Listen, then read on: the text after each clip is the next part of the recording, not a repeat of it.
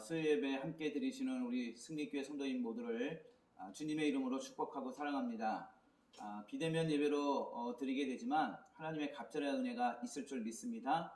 이 시간 우리 다 함께 사도신경으로 신앙 고백을 드리도록 하겠습니다.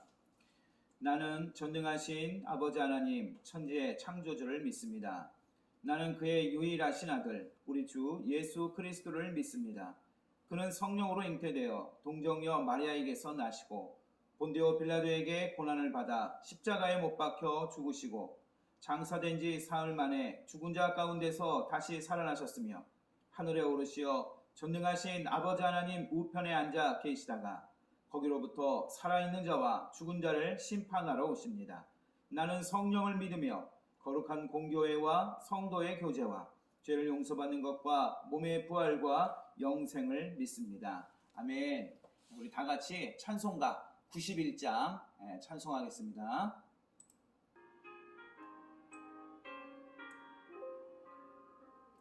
슬픈 마음 있는 사람 예수 이름 믿으면 영원토록 변함없는 기쁜 마음 얻으리. 예수의 이름은 세상의 소망이요 예수의 이름은 천국의 기쁨일세. 거룩하신 주의 이름 너의 방패 삼으라. 환난 시험 당할 때에 주께 기도드려라. 예수의 이름은 세상의 소망이요 예수의 이름은 천국의 기쁨일세. 존귀하신 주의 이름 우리 기쁨 되도다. 주의 품에 안길 때에 기뻐 찬송 부르리. 예수의 이름은 세상의 소망이요 예수의 이름은 천국의 기쁨일세. 우리 갈 길 다간 후에 보좌 앞에 나가 왕의 왕께 경배하며 멸류관을 드리리. 예수의 이름은 세상의 소망이요 예수의 이름은 천국의 기쁨일세.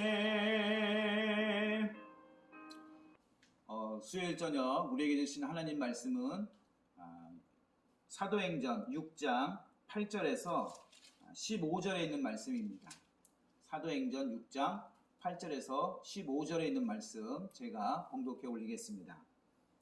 스데반이 은혜와 권능이 충만하여 큰 기사와 표적을 민간에게 행하니 이른바 자유민들 즉 구레네인 알렉산드리아인 길리기아와 아시아에서 온 사람들의 회당에서 어떤 자들이 일어나 스데반과 더불어 논쟁할세. 스데반이 지혜와 성령으로 말함을 그들이 능히 당하지 못하여 사람들을 매수하여 말하게 하되 이 사람이 모세와 하나님을 모독하는 말을 하는 것을 우리가 들었노라 하게 하고 백성과 장로와 서기관들을 충동시켜 와서 잡아가지고 공회에 이르러 거짓 증인들을 세우니 이르되 이 사람이 이 거룩한 곳에 율법을 거슬러 말하기를 맞이 아니하는도다. 그의 말에 이 나사렛 예수가 이곳을 헐고 또 모세가 우리에게 전하여 준 규례를 고치겠다 함을 우리가 들었노라 하거늘 공회 중에 앉은 사람들이 다 스데반을 주목하여 보니 그 얼굴이 천사의 얼굴과 같더라. 아멘. 수요일 저녁 하나님 은혜와 함께 하시기를 간절히 축복합니다. 사도들이 기도하고 말씀 전하는 일을 자신들의 본분으로 삼고 있었는데 교회의 여러 가지 일로 인해서 본분에 충실하지 못한 것에 대해서 이제 성령과 지혜가 충만하고 사람들에게 칭찬받는 사람을 택해서 사도들을 대신하여 교회에 일할 사람 7사람을 선택합니다. 그 7명의 사람 중에 우리가 잘 아는 오늘 본문에 스데반이 등장하고 있는 거죠. 근데 오늘 본문에서 그 스데반을 이렇게 소개하고 있습니다. 8절입니다. 스데반이 은혜와 권능이 충만하여 큰 기사와 표적을 민간에 행하니, 이렇게 말씀하고 있죠. 스데반이 하는 일을 통해서 기사와 표적, 기적들, 그런 것들이 사람들에게 나타나고 있었더라는 겁니다. 그럴 수 있었던 이유가 어디에 있었다고 오늘 말씀하고 있나요? 바로 은혜와 권능이 충만했다, 이렇게 기록하고 있습니다. 한마디로 얘기하면 뭐냐? 성령이 충만한 삶, 예수 그리스도를 전하고 그리고 그의 복음을 전할 때마다 이런 성령께서 행하시는 기사와 표적들, 기적들이 나타났다는 것이죠. 자, 그런데 이 스데반의 이런 일들을 아주 곱지 않게 보고 있었던 사람들이 있었더라는 겁니다. 그게 누구였느냐? 바로 9절에 이렇게 기록합니다. 자유민들, 즉 구레네인, 알렉산드리아인, 길리기아와 아시아에서 온 사람들, 이런 사람들이 있었다는 거죠. 자, 그러면 자유민들은 누구냐? 이 자유민들은 누구냐면 지금 이스라엘을 점령하고 있는 나라 어딘가요? 그렇죠, 로마죠. 이 로마에 오래전에 이 노예로 끌려갔다가 이제 자유를 맞아서 다시 고국으로 돌아온 그 사람들을 얘기하는 겁니다. 그 가운데는 학식도 있고 또 유대인들의 그 율법에 정통한 사람들도 많이 있었음을 우리가 알게 됩니다. 구약 성경에 보면 어떻습니까? 바벨론으로 끌려갈 때, 이 유대인들 중에 바벨론으로 끌려갈 때 젊고 학식이 있는 이들이 상당수 끌려간 것을 우리가 잘 알 수 있지요. 그런 그들이 스데반이 전하는 이 복음을 듣고 나서 지금 막 흥분을 하고 있다는 겁니다. 아니, 어떻게 저런 말을 할 수 있지? 어떻게 저런 말을 함부로 입에 내뱉을 수 있는 거지? 이렇게 흥분하고 있다는 겁니다. 그래서 지금 이 자유민들이 찾아와서 스데반이 서로 논쟁을 하게 되는 장면입니다. 그런데 어떻습니까? 이들이 지금 양 진영에서 논쟁을 벌이고 있는데 만만치가 않은 겁니다. 10절에 보니까 뭐라고 기록되어 있나요? 스데반을 당해내지 못했다, 이렇게 기록하고 있다는 겁니다. 이 성령께서 이끄시는 이 스데반의 지혜로운 증거들, 이 자유민들이 반론하고 또 자기들 나름대로 이 증명을 해보지만 애써 보기는 하지만 모두 실패로 돌아가고 말았다라는 겁니다. 여러분, 요한복음 14장 26절과 누가복음 12장 11, 12절에 보면 예수님이 이런 말씀을 하셔요. 그러니까 우리가 복음을 전할 때 우리가 무슨 말을 해야 할지 두려워하지 말라고 말씀합니다. 왜냐? 성령께서 할 말을 하도록 인도하실 것이다 라고 말씀하고 계시다라는 겁니다. 여러분, 영적인 지식뿐만이 아니라 우리가 세상 학문과도 당대하게 상대할 수 있을 만한 그런 말씀을 우리에게 주시고 또 그렇게 이끌어 주시겠다 말씀하신 것이었죠. 그러니 지금 성령 충만했던 이 스데반을 지금 이 자유민들이 어떻게 당해낼 수 있겠냐는 거예요. 누가 인도하시니까? 성령께서 인도하고 계시는데, 결국 이 스데반하고 논쟁을 벌이지만 당해낼 수 없었던 그 자유민들을 중심으로 한 이 유대인들이 이제 스데반을 넘어뜨릴 묘책을 이제 생각해내고 있는 것을 우리가 보게 됩니다. 11절 한번 읽어볼까요? 시작. 사람들을 매수하여 말하게 하되 이 사람이 모세와 하나님을 모독하는 말을 하는 것을 우리가 들었노라 하게 하고. 무슨 말입니까? 지금 이 사람들이 제일 먼저 한 일이 뭐였느냐? 돈으로 사람들을 매수하는 겁니다. 그리고 이렇게 말하도록 지시를 하는 거죠. 너희들 가서 이렇게 말해. 스데반이 모세와 하나님을 모욕하는 말을 우리가 들었어. 이거 가만히 놔둬야 되겠어? 이렇게 말을 전하라는 거예요.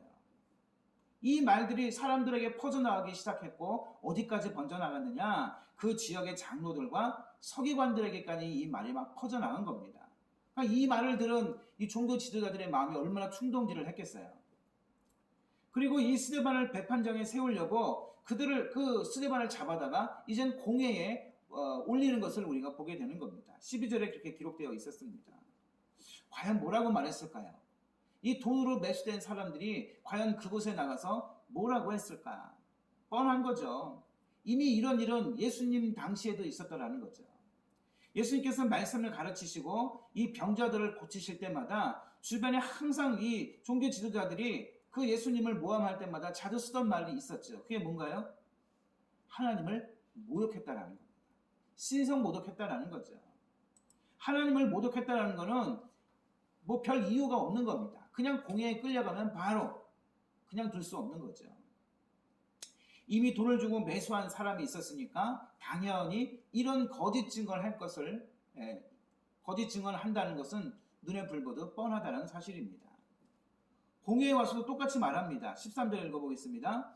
거짓 증인들을 세우니 이르되 이 사람이 이 거룩한 곳과 율법을 거슬러 말하기를 마지 아니하는도다.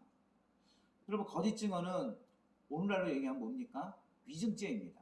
위증죄는 이 재판 과정 중에서도 굉장한 중죄에 해당하죠. 그런데도 그들은 지금 스데반을 잡아넘길 그 명분을 얻기 위해서 거짓을 증언하고 있다는 겁니다. 그래서 스데반이 한 말을 지금 꼬투리 잡아가지고 이 사람이 이렇게 말하는데 가만둬야겠습니까? 그렇게 지금 증거를 잡고 있다는 것입니다. 14절 보겠습니다. 그의 말에 이 나사렛 예수가 이곳을 헐고 또 모세가 우리에게 전하여 준 규례를 고치겠다 함을 우리가 들었노라 하거늘. 성전을 헐어버리겠다? 예수님이 이런 말씀 하셨나요? 네. 비슷한 말씀 하셨어요. 요한복음 2장 19절에 보면 예수님이 이렇게 말씀하십니다. 너희가 이 성전을 헐어봐라. 내가 사흘 동안 3일 만에 이 성전을 다시 세우겠다. 이 말을 말씀을 하셨는데 이걸 가지고 투집 잡고 있다는 겁니다. 예수는 성전을 헐어버리겠다고 말씀했다는 겁니다. 물론 이 말을 제자들도 처음에는 알아듣지 못했습니다. 예수님 어떻게 저 40년이 넘는 기간 동안 세웠던 저 성전을 어떻게 무너뜨리고 다시 세우신다는 거지? 사실 제자들도 몰랐습니다.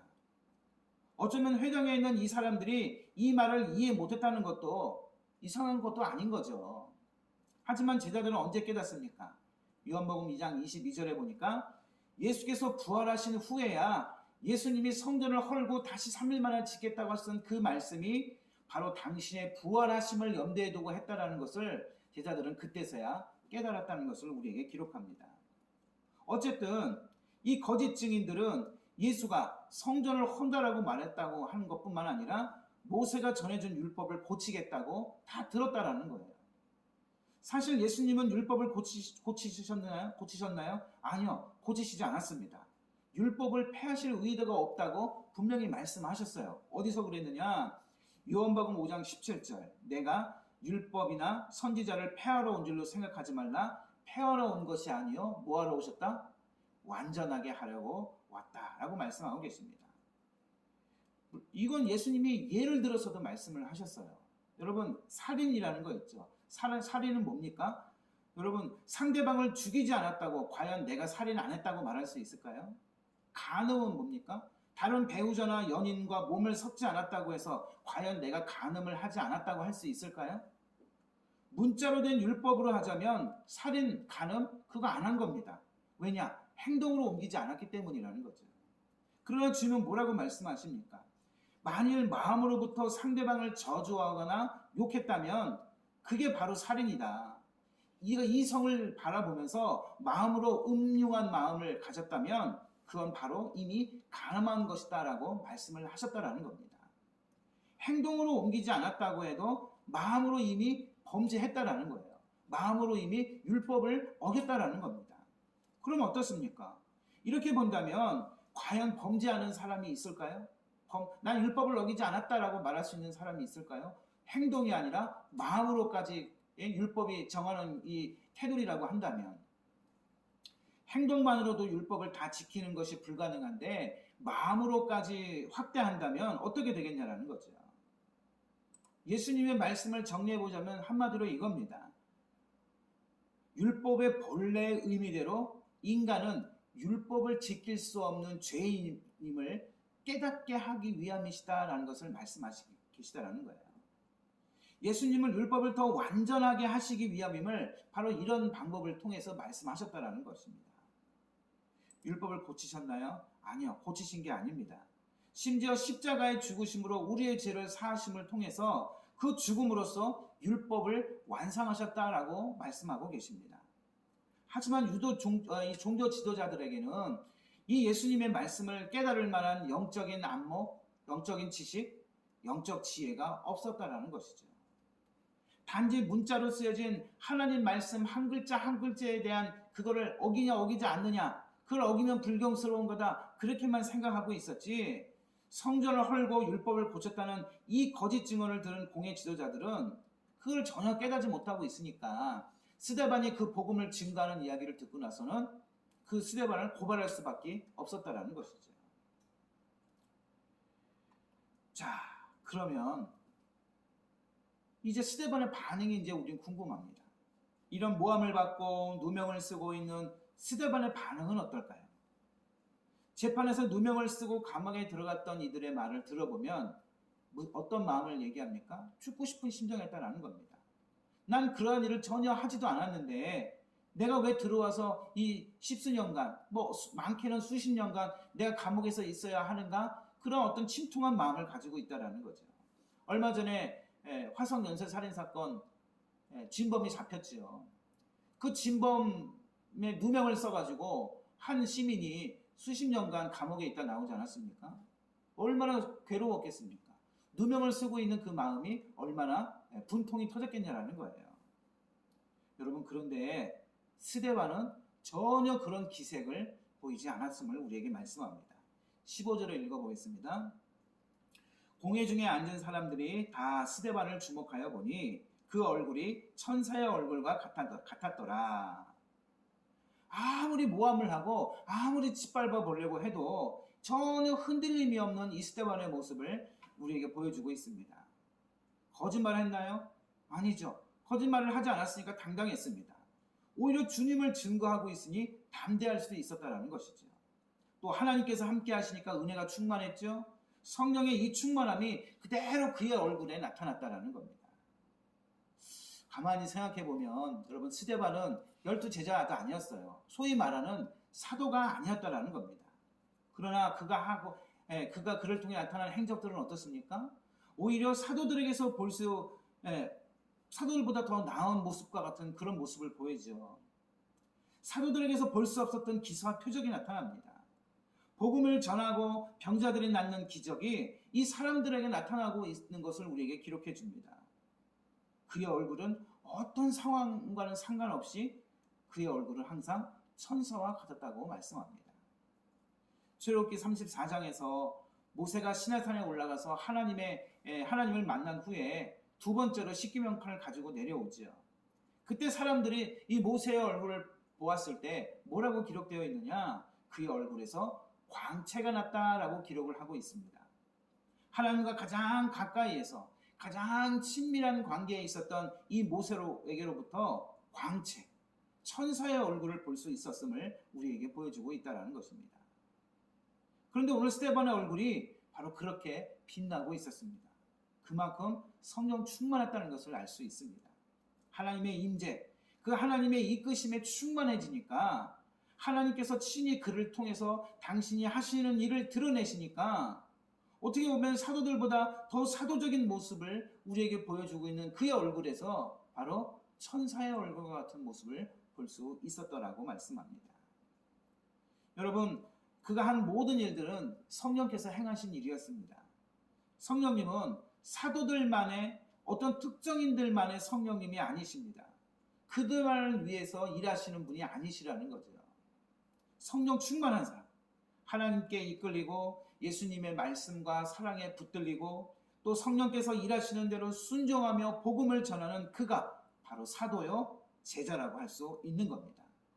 우리가 그렇게 살아가면, 그렇게 성령 충만하여 하나님의 말씀을 증거하고 복음을 증거하고 이웃에게 사랑을 나누면서 끊임없이 성령이 이끄시는 대로 순종하며 살아가고 있다면 바로 우리가 주님의 제자이고 바로 우리가 사도들이라고 말씀하고 계신 것입니다. 교회는 건물이 아닙니다. 예수 믿고 하나님의 자녀가 된 내가 바로 교회임을 여러분 믿으시기 바랍니다. 스데반의 모습은 바로 교회인 나의 모습이어야 된다는 것을 말씀합니다. 나의 삶, 나의 얼굴이어야 하는 것을 우리에게 보여주고 있다는 겁니다. 저와 여러분이 그러한 성령 충만한 교회가 될 수 있기를 간절히 축복합니다. 교회의 힘, 능력은 어디서 나오느냐? 내가 가진 재능, 내가 알고 있는 지식, 거기서 나오는 것이 아니라 이 스데반의 모습에서 알 수 있듯이 바로 성령 충만함에서 올 수 있다는 것을 우리가 깨달아야 될 것입니다. 복음을 선포하고 그 가운데 성령의 일하심이 나타나는 그런 교회가 부흥하는 교회이고 바로 그러한 교회가 선교하는 교회임을 우리는 기억해야 합니다. 저와 여러분이 그러한 삶을 살아가는 멋진 승리교회이 될 수 있기를 간절히 축복합니다. 기도하겠습니다. 하나님, 스데반의 성령 충만한 모습을 마치 천사의 얼굴과 같았다고 우리에게 증거하고 있습니다. 어떠한 환난 속에서도 하나님 말씀에 당당하고 담대할 수 있었던 것은 성령께서 늘 그와 함께 하시며 그를 통해 역사하고 계셨음을 다시 한번 깨닫게 됩니다. 승리교회 성도로 부름받았사오니 우리를 통하여 예수의 말씀과 사랑과 진리가 선포되게 하여 주시고 어떤 상황에서도 흔들리지 않는 굳건한 믿음에 서는 교회가 될 수 있도록 주여 도와주시옵소서. 함께 해주심을 감사드리며 예수님의 이름으로 기도합니다. 아멘. 교회 소식 전해드립니다. 오늘 함께 온라인이지만 함께 만난 여러분 주님의 이름으로 사랑하고 축복합니다. 우리 서로 먼 곳에 있지만 인사합시다. 사랑합니다. 축복합니다. 주일날 말씀드린 대로 사회적 거리두기가 4단계로 격상되었죠. 그래서 지난 월요일부터 26일까지 2주간 4단계 거리두기가 시행이 됩니다. 마음이 아프지만 돌아오는 18일과 25일 주일 예배는 지금처럼 이렇게 비대면으로 예배를 드리게 됩니다. 추후에 공지사항을 잘 참고하시고 우리가 함께 협력해서 이 코로나 사태가 빨리 종식될 수 있도록 여러분 모두 함께 힘써 주시기를 부탁드립니다. 그래서 오늘 말씀도 수요 예배도 유튜브로 녹화 방송을 한 것처럼 다음 주 수요일 수요 예배도 이렇게 진행이 됩니다. 여러분 모두 예배에 함께 할 수 있기를 소망합니다. 주중 모임을 위해서 우리 모두 더 줌을 활용하기로 지난번 한번 테스팅을 해봤는데 한 번씩은 다 해봤어요. 그래서 우리가 다음 주 중에 한번 전체가 정해진 시간에 만나서 한 주간의 안부를 묻고 또 함께 기도하는 그런 시간을 가지려고 합니다. 여러분께서 잘 활용할 수 있게 해주시길 바라고요. 그리고 우정길 지사님께서 미추홀구 문학동으로 이사를 가셨습니다. 한번 제가 찾아뵙고 인사드릴 수 있도록 하고요. 우리 이은서 학생이 호서예술종합전문학교 입학을 해서 사전 입학을 해서 이제 수능을 거치지 않고 바로 대학 진학을 하게 됩니다. 여러분께서 격려해 주시기를 바랍니다. 그 밖에 광고는 주보를 참조해 주시기 바랍니다. 우리 찬송가 405장 함께 하신 후에 우리 마치도록 하겠습니다. 405장입니다.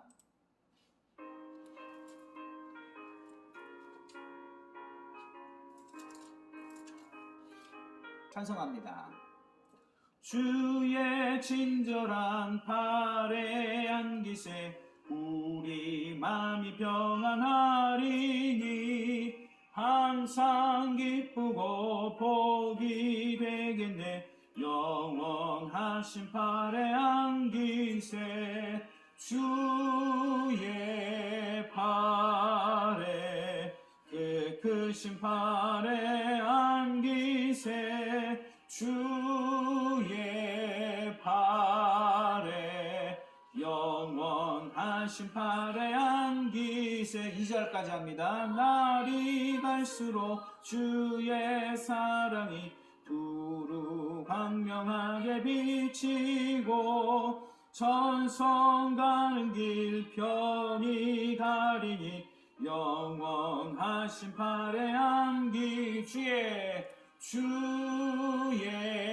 팔에 그 크신 팔에 안기세 주의 팔에 영원하신 팔에 안기세. 이제 우리 주기도문 하심으로 수요 예배를 마치도록 하겠습니다. 함께 기도합니다. 하늘에 계신 우리 아버지, 아버지의 이름을 거룩하게 하시며 아버지의 나라가 오게 하시며 아버지의 뜻이 하늘에서와 같이 땅에서도 이루어지게 하소서. 오늘 우리에게 일용할 양식을 주시고 우리가 우리에게 잘못한 사람을 용서하여 준 것 같이 우리 죄를 용서하여 주시고 우리를 시험에 빠지지 않게 하시고 악에서 구하소서. 나라와 권능과 영광이 영원히 아버지의 것입니다. 아멘. 다음 3일간도 승리하시기 바랍니다. 샬롬.